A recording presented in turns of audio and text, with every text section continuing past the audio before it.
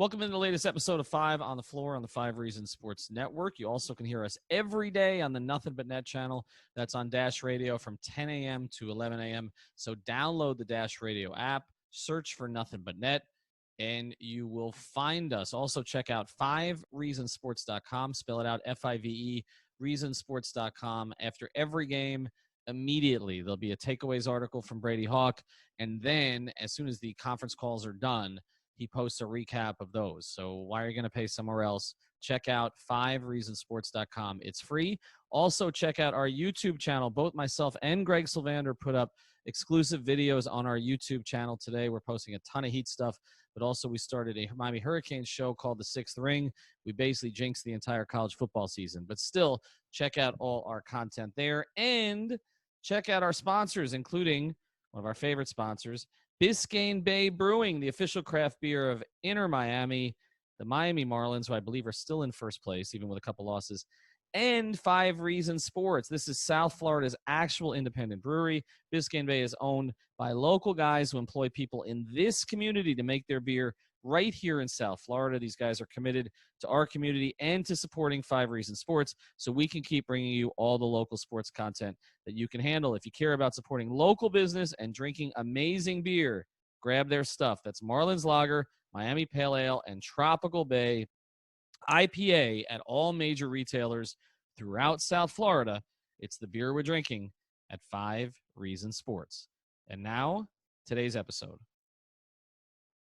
All right, Ethan Skolnick back on 5 on the Floor. Today's floor plan, going to do a couple of different things for you. I've got Greg Sylvander. I've got Alex Salido. Alf is somewhere on the west coast of Florida. We assume he's coming back, but he will be joining us at some point this week. We're going to get to 3 different things today. One, update you on all the injuries, the comings and goings, the quarantines, etc.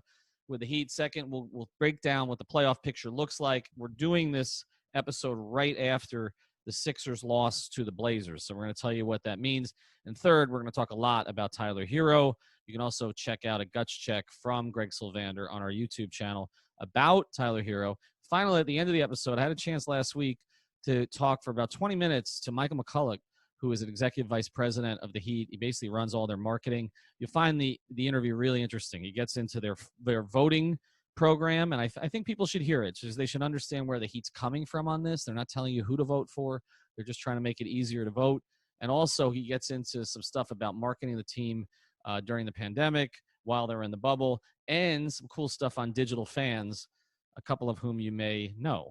All right, so let's get right to it. Let's do the updates. Greg, let's start with who's back in, okay? So Jimmy Butler told Mark Stein yesterday, I'd actually heard about it a few minutes before, but Jimmy spilled the beans. He's going to play on Monday. I heard he wanted to play in Saturday's game against Phoenix. The Heat held him out. I'm not saying he was upset about it, but he definitely wanted to play, and he's going to play on Monday. Goran Dragic, I've heard, is also likely to play. It's not as definite as Jimmy, but he's likely to play with that bad ankle. Kendrick Nunn returned to the bubble on Saturday. He has to quarantine, and I was told that he could play as soon as next Friday if they need him or they just want to get him some work, depending on what that second game against Indiana means. So let's get to all of this after the Phoenix game. How important is it that Jimmy's back, I guess? And we might have Goran, and obviously Nunn's not going to play the next couple. Thank goodness. That's all I can say. I think that the last 2 games in particular, we've seen some fun stuff from Tyler Herro and others, but ultimately 2 losses. This is not the time to be dropping games, particularly when the seeding is so close. So you've kind of got this marquee matchup. It's kind of ironic that it's not going to make national TV. You would think that they would flex another game out and get this one in there because it has such playoff implications between Indiana and Miami, and the teams don't like each other. And to have Jimmy back in that scenario, particularly with TJ Warren, who is questionable but has been out of his mind, I think that just it adds a little bit of flavor to this. And then the other thing that we get to watch for is, what Spo does with the lineup against a team that he's probably going to face in the first round, because all indications are it's leaning in that direction. So, Alex, without Jimmy, and we'll get into Herro, but Herro played mostly because Nunn didn't play. Without Jimmy, The Heat, Spoelstra decided to go smaller again in the Phoenix game. He took Olynyk out of the lineup. He put DJJ in with Crowder. I guess how much does this just settle Miami after what we've seen without Jimmy, the past couple of games? I mean, honestly, like they said, I think it's good to get those guys back. I know we have kind of settled on staying where they are right now and just kind of, making sure you just end up in that 4 or 5. You're most likely going to get Indiana at this point, but there's still a chance that you get Philly. But at the end of the day, they need those guys. I think it was really good. At the end of the day, I feel really good about what we saw from the Heat offensively without Jimmy, Goran, and Kendrick Nunn, who, carry the brunt of their offensive playmaking load. And I feel a lot better about it now. Like, I think Tyler Herro is somebody who you feel even better about after this, just seeing how ahead of time he is. I think this is somebody who we definitely didn't know who had this at first. But not only that, we saw that he had some of this in Summer League, and, we saw flashes throughout the season. But now he's taken like a small leap, and I think that kind of is important. And I think the other thing that's important is what we've seen from Iguodala and how good he looks defensively, which I think is going to, it's very important for them because we know their defensive flaws. But yeah, I'm excited to see how they look healthy again, and yeah. So I'm going to get back into Herro here in a second. I want to deal with the Nunn thing first. He's been going through some personal issues. We're not going to get into specifics about them. He was able to handle what he needed to handle this past weekend. But we talked about it, and I don't know if we talked about it on the pod. We talked about it on the streams, that there was kind of a focus issue of late with him. Not a passion issue, but a focus issue. And I just want to make that distinction. Hopefully that changes now. I think also what people have to take into consideration is that, he also tested positive for COVID. I know people are asymptomatic, but still we've seen people who are even asymptomatic who have some issues. So, he hasn't looked great. There's no question about it. But let's transition by using the Nunn thing to get into Herro. Okay. You tweeted yesterday, Greg, that Tyler Herro is not going to come off the bench again with the Miami Heat. Oh, yes. I don't know that that's the case, but we have kind of signaled this on 5 on the Floor for a while, as we've signaled a lot of things that have happened this year, which was that Tyler Herro was likely going to be a day one starter next season. And the point that I keep making is this is next season. He just had a 3-month layoff. Like, he's not a rookie anymore. And I always felt that this was the card that Eric had in his pocket. Eventually, maybe it'd be game 1 of the first round series, maybe it'd be game 1 of the second round series, but that it was going to happen. At this point, now let's just get into Herro now, and we'll focus on Dragic a little bit after, and I do want to get into the playoff scenarios. But at this point, can you go back? Is there any if Nunn's not even available until Friday? Is there any reason to go back? No, I mean, the short answer is absolutely not for for Kendrick Nunn not being there. I think that it's the perfect moment to insert, keep Tyler Herro there. You have Dragic, to support off the bench if things get off to a shaky start, or if there's any turnover issues early, but ultimately stick with it. I will say this though, like, how Spo is, and they could absolutely make a change. So some of that, I'm gassed up in the moment when I'm listening to and watching the Heat game, but I really think that it's such a natural moment that they can move Herro into this starting lineup, and you want to get as much shooting around these guys as possible for this reason. The defensive stuff, we've said it again and again, we may not see it improve when we get up against the absolute best attack type players that the point of attack stuff really hinders them with. So you got to get shooting on the floor. This is just another way to do it. He's rounding out his game. It just makes perfect sense. I don't know why we would overthink it at this point.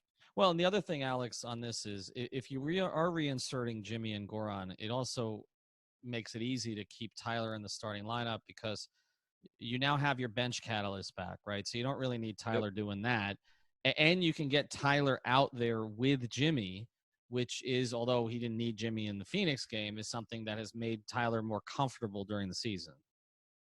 No doubt. I mean, I completely agree with everything Greg said there just now. But at the end of the day, it's just like this opens up a lot of things for him, right? Because, like, I'm sorry, I'm a little bit of bias when it comes to this because I've just talked about it so many times at this point.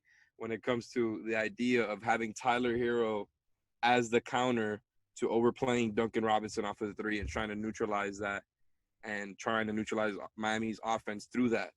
And I think having Herro out there doing stuff at the same time as Duncan Robinson actions are happening, I think is ultimately going to be their best look is going to be, and we know that's their core, right? We know that that's how they pretty much have identified and valued those guys 1 through 4 is obviously you've got Jimmy, the veteran all-star, and then you've got their 3 best young players who they consider to be Bam, of course, who's already an all-star, Duncan Robinson, and now Herro. But now Herro not only gives you just another shooter who's on the floor with Duncan Robinson and Jimmy and Bam, it gives you another real scoring threat. And I think, like, if this team is one that isn't on the same level as the Celtics and Raptors, I think because of all the problems we've laid out, but Herro taking this small leap, I think actually makes you even more legitimate against them besides Iguodala looking good and stuff, which is going to be important for the defense. But Herro looking like this, if he can score on bigger, more athletic guys now, if he's just this comfortable maneuvering around the floor and making decisions and making quick decisions, by the way, because they're very quick decisions. Like, he's making better decisions already. Like, I think that's something that really can help them take them to the next level in a sooner than later type of thing. I'm all in. The only thing is, Kendrick Nunn he's still great as a starter, but what if he ends up just like, would you really be that upset with him coming off the bench with Dragic? You know what I'm saying? Like, do you really lose much with putting Nunn off the bench? Well, it's the combination we've talked about, but I think what may end up happening here, and I know they value Kendrick, but I mean, it wouldn't be the first time. I mean, it just happened with Myers Leonard. I mean, it wouldn't be the first time that a player who was a core player for the Heat during the season gets marginalized a little bit as you move forward in particular matchups. And I mean, the reality is, if it's Dragic versus Nunn, it's going to be Dragic. Now, can you experiment with the two of them playing together? Absolutely, you can. And I think it's sort of on Goran, who has had to do this so many times over the course of his career, whether it was the fit with Dwayne, whether it was in Phoenix, where they had Isaiah Thomas with him at the same time as Eric Bledsoe. They were trying to play 3 point guards, whether it was with Kyle bench Lowry. Guards that they're going to have to play against. And now, honestly, something that we haven't really talked about, like, if you were to try to do this pairing together, you're going to have Olynyk, who actually looks like a different player than he did in the beginning of the season. And you got Iguodala, like I mentioned a couple other times already, who is just, a ball mover, a smart decision maker, obviously a great defender. And I think, like, that makes it easier for that Dragic Nunn pairing to work. Yeah, I think it does. But I think, again, Goran's had to do this so many times. I mean, he's had to find a balance. They played him with Kyle Lowry some in Houston. This is a challenge for Goran, I think, to kind of figure out, how to make this work with Kendrick Nunn. If it doesn't work, though, then stagger. I could absolutely see them staggering, and I could absolutely see Spoelstra shrinking the rotation further. I mean, if you look at it, if you're still going to start Herro, and Dragic, Iguodala, and Olynyk are givens off the bench, right? That's happening, okay? Provided that Jay is starting. And again, Jay Allen, I mean, he's shooting like 60% from 3. It's outrageous, right? So provided that if it's those I hadn't heard that one yet, Jay Allen. I've thrown it out there. I'm not getting credit for it, but I'll throw it out there, and you can take it.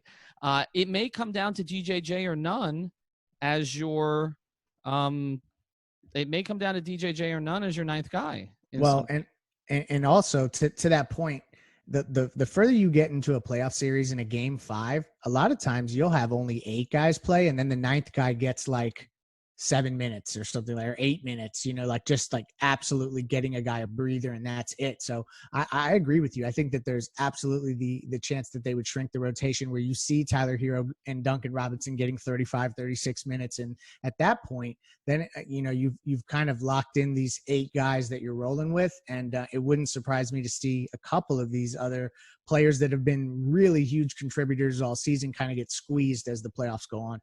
Alex, I want to ask you this. Let's get into the specifics of Tyler's play, because when I asked him after the game on the Zoom call, kind of, about finding that balance between being a playmaker and being a scorer, he said that this is something he's going to look at the film. He probably missed some guys and all that. I don't feel like he's that far away with it, though, right? Like, it doesn't, like you said, like, I understand he always wants to learn. He wants to get better. And I'm not saying he's going to be an elite point guard anytime soon. But the instincts seem to be there, right? Yeah, no doubt. I mean, I think he's already getting very for somebody at his age and his just level of experience, which is just under an NBA season. I think he's absolutely ahead of schedule. And again, I really do believe that he just took another small leap. And I'm not saying that this guy is now, an all-star caliber playmaking scorer. I'm not saying he is 80% of Devin Booker, 90% of Devin Booker. I'm saying for his age, he looks great. I think it's going to be he's a real weapon. I'm not sure that we could really have a conversation about his ceiling and what we think he is. I don't really know that any of us are good enough to say, just because he keeps proving us wrong there. Yep. Like the guy is just like, okay, he has short arms, he's skinny, he doesn't have a very strong core, but somehow he came out of this looking better than ever at getting to the basket, and just not to mention the real improvements, like you said, just maneuvering around the floor and making decisions. Like I was extremely. That was probably last night was the best that I probably felt about Tyler Herro. I just think like overall his game looks very complete offensively for somebody that age. Again, I don't want to do the whole he's only 21 or whatever.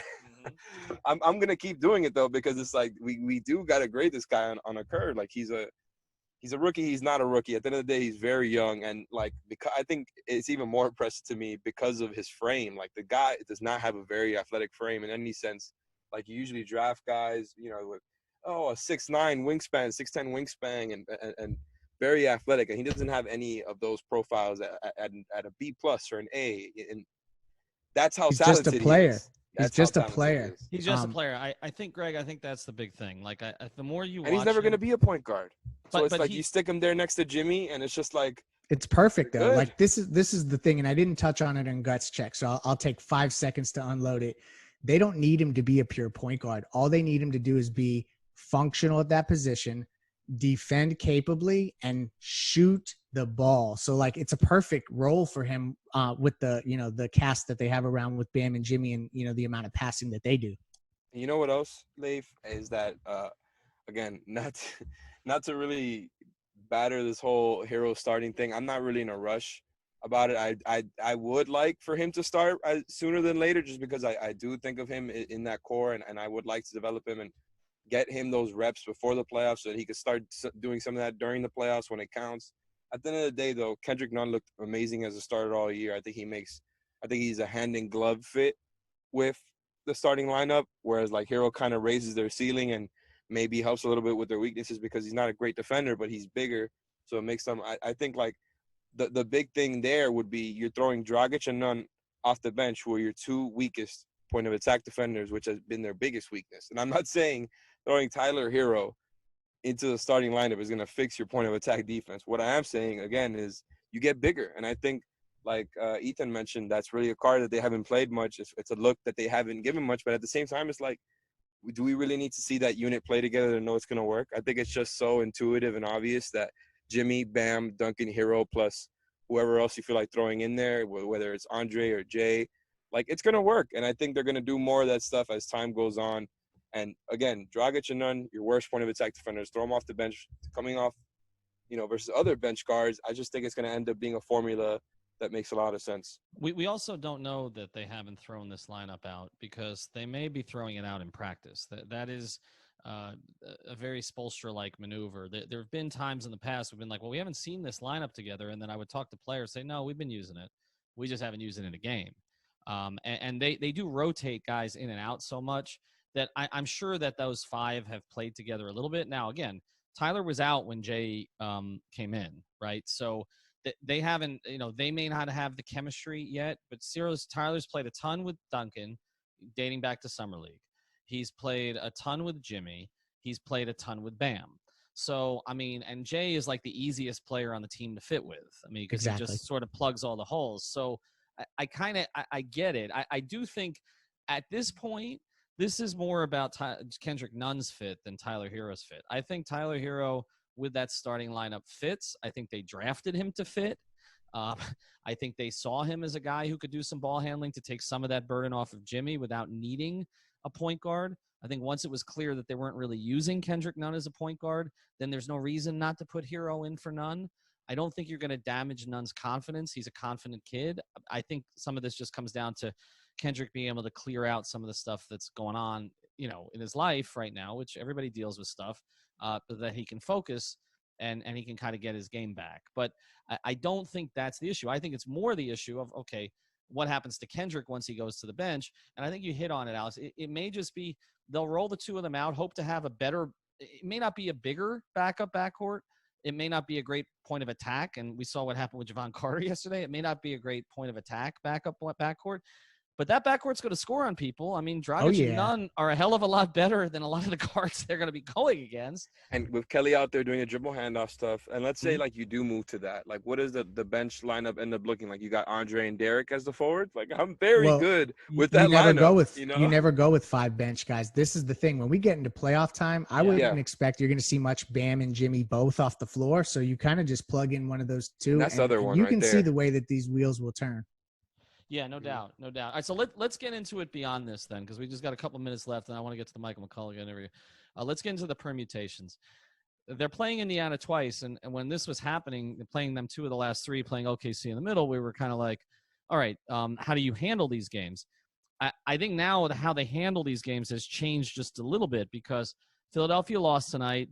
Josh Richardson was incredible for Philly, but Simmons is out indefinitely, probably for the duration. Embiid went out with an ankle injury. We knew that was going to happen eventually. Josh Richardson scored in the 30s, but they still lost. And so Philadelphia is now a full game behind Indiana and Miami, both of which have the tiebreaker on Philly. Miami has it on Indiana. And so the Heat's magic number to avoid the 6th seed and avoid Boston in the first round is 2. So they could either win 2 games, 2 of their last 3, or if they'll get help with every Philly loss. So basically, if Philly loses to the hottest team in the bubble, which is Phoenix, in their next game, Miami beats Indiana, it's over with. Miami will be 4 or 5, and essentially they'll be there and almost certainly would play the Pacers. The only way that this gets tricky, guys, is if they beat the Pacers twice, right? And the Pacers lose their other game, which I believe is against Houston, which is playing for seeding. And so the Pacers, say, lose out, right? The Heat would be the 4. It's possible the Heat could still play Philly, right? Because Indiana would be losing 3 straight. I guess Philly you're right. Essentially would have to, win 3 straight, right? And that's what's not going to happen. But I see where you're going there. But at that point, there are certain things you cannot focus on, which you can't control at that point. Yeah. I think you go into this game Monday night, you play as close to a playoff style rotation as you would, maybe with obviously you give a little bit more minutes distribution. And then you hope you gut out that victory tomorrow night, and then you rest guys the last 2 nights. It's the Gabe Vincent, KZ Okpala, hopefully show. And that's kind of how you hope. Otherwise, it could come down to that final game against Indy. Yep. I think so. Is that how you handle it, Alex? Play them all Monday? Play them all, try to win them all. I think that's about as good as you could do at this point. Just the permutations are a little bit too complicated right now. I mean, I don't even know, what matchup you even want if you're the Heat. So obviously we know they don't tank games. That's not even in the wouldn't you want Philly? Question.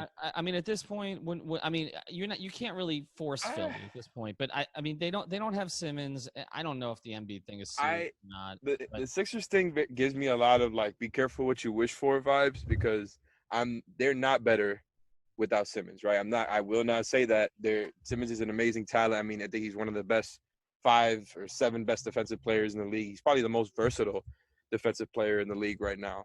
But him being out is probably just going to simplify things for them offensively, which has been their biggest problem. I think they're going to lose a lot defensively with him, but they still have just so much defensive talent, especially on the perimeter with Josh Richardson and Tybalt. I think they'll make up for it on that end. They still have Embiid, who is a defensive player of the year candidate. That's it, though. We need the Embiid update. That's what this is all about. If we're talking about Indiana, we got to know what's going to be with Embiid, because if all of a sudden he's missing 2 weeks, then you start to get into a different conversation. If Josh Richardson and Tobias Harris are the guys that you have to key in on in a first-round series. Do we need a Sabonis update? I mean, there hasn't been a bonus update, right? He left the bubble. From all that I've heard, it was a pretty serious injury that it's going to require quite a few months of rehab, and they're being extra careful with him because, I mean, he's essentially the franchise big man. He may be the only franchise player they have left in another offseason or 2. So I wouldn't expect him back. he's not wrong. I mean, if Miles Turner is gone and Oladipo, I mean, unless we're considering T.J. Warren a franchise player at this point, It is not, funny that you mentioned that though, because like now Turner once again looks better with Sabonis out, and they're Yeah. kind of doing like their own a little bit high-powered offense now that Sabonis is out of the paint, and Sabonis is great for them. That's another team that's 100% not better, but they've also like kind of changed up their offense, so it's almost hard to project these two teams right now because they're kind of gonna switch up their styles a little bit. But either way, it's like Embiid with a 5 out and the way that TJ Warren is playing right now, I really can't tell which matchup you'd want if you're a Heat fan. Yeah, so I think the thing to do, I think Greg hit on it. I think you play everybody this one, you try to win it, and then you shut people down. And basically you play Monday and you essentially have a week. You treat it like a training camp week. The games are just a distraction, essentially. And you try to get yourself because it's the whole purpose of this was to have your core guys healthy when it started. So Bam's getting his wind a little bit. We didn't talk at all about him today. He did acknowledge he needs to take the reins a little bit, which didn't really happen at the end of yesterday's game. But now he's going to get help. He's going to get Goran most likely back. He's going to get Jimmy back. I think, with some of the stuff that was going on with Jimmy, it was the foot, which was not real serious. He had some other issues he had to attend to this week. I'll just leave it at that. Nothing serious. But I never think it's a bad thing with Jimmy when he gets a few days off. Like, even if he's dealing with something, it just feels like he plays better after. It may not be a rest to a normal person, but it is to him. It's just it's away from the grind of basketball for a couple days. And now the first game back is against TJ Warren. Right. Oh, I love it. It's Greg, perfect. I know people are going to think that's why, but it's not. They were targeting Monday all along, but coincidentally, yes, and that TJ Warren is questionable. Yeah. But yeah, I mean, I just think that they're really well positioned to kind of get everybody back. They found an opening to get Herro in the starting lineup, and I think we close this part of the episode here. They are, with Tyler Herro basically, there is no looking back at this point. I think once you've given him the confidence to be a starter, it's a real challenge, I think. And I think you make Dragic, who's your vet, who you trust, kind of figure it out in terms of how they're going to play together. So anyway, after the break, we're going to get to our interview with Michael McCullough. But first, a word from Safe Cubbies.